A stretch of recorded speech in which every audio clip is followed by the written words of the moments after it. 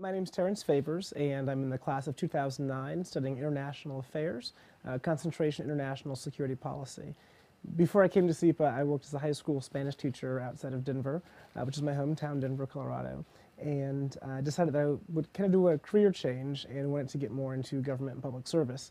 So I chose a security concentration because I thought it was a flexible concentration that would help me with a foreign service career, and that's what I'm pursuing, is a foreign service career with the Department of State. I think that the security policy program is probably one of the best programs that SIPA has to offer, and one of the reasons I chose it is because it's so flexible.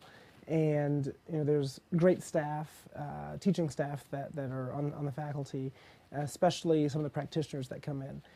Last semester, I took two courses where we had one was an active military individual who taught our terrorism class.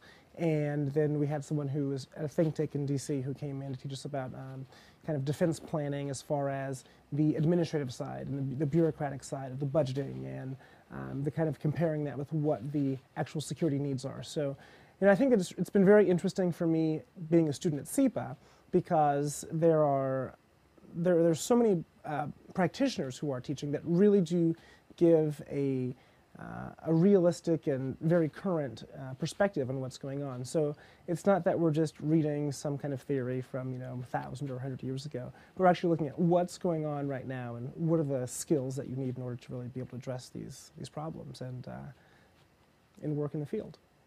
I think a lot of people think that security policy is really just focused on military history, strategy, and techniques, but there are a lot of other fields and kind of pieces that go into it, such as diplomacy, kind of the traditional diplomacy, public diplomacy, which is what I'm more interested in, really working with the populations, things like conflict resolution, but they're all a part of what creates national security, and that's kind of the way that you can help to maintain national security. And so when I first chose the concentration, I was a little bit skeptical because I didn't really have that complete understanding of what it was.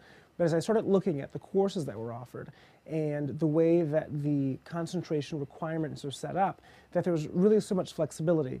And I've been able to take classes from the history department, from the anthropology department over at the main campus. And I've been able to really broaden my background and also just kind of my perspective on what security is and how we can maintain that.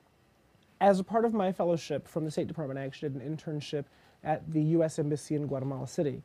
So I spent 10 weeks there this summer working in the public affairs section of the embassy, working with some of the press relations issues, and mostly working with cultural affairs and educational programs. A lot of other people in my security concentration have done internships in D.C., either at the Department of State, Defense Department, working with members of Congress, but there's a wide variety. Also, people working, doing consulting work. So most of my friends, that's what they were doing this summer, was somewhere in one of those categories. I think that it definitely helps to have some specific plans for where you'd like to go after SIPA, just because there are so many offerings. You can take classes within the different schools at Columbia, whether it's the law school or teachers college or the Graduate School of Arts and Sciences. And I think it can almost be overwhelming and stressful in a way to choose classes because you say, well, I can take, let's say, up to 6 classes in a semester, but is that realistic for me to do that? And you look at the list of classes that are offered, and there's so many, and you say, oh, this looks great, and this one looks great. You're just flipping through all these pages in the course guide. So the more specific your plan is, it definitely helps you to kind of narrow that down and kind of, I guess, go in a straight path while you're here at SIPA. And also, I mean, living in New York City, there's so much going on, and whether it's getting discount tickets to go see a Broadway show or speakers that come into campus and events that take place. My first year while I was here, that's when the big Ahmadinejad visit took place, and just kind of seeing the hubbub around campus, and of course here at SIPA, because it was something exciting, seeing this world leader who's controversial for some to come in and speak here on campus. Or maybe it's something where Shakira comes in to talk about her foundation that she founded.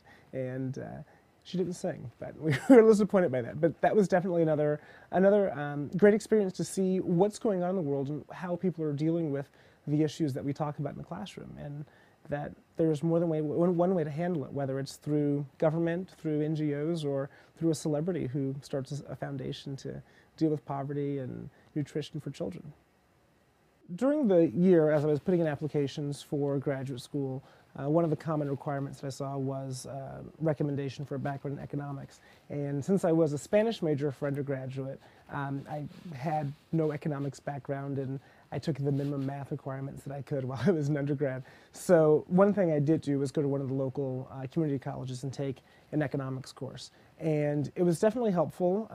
I think it would have been better if I had taken 2 semesters before. All I had was one semester of a macro course. But it did kind of get me thinking about what economics was, and it at least gave me a little bit of a foundation that was helpful once I got here.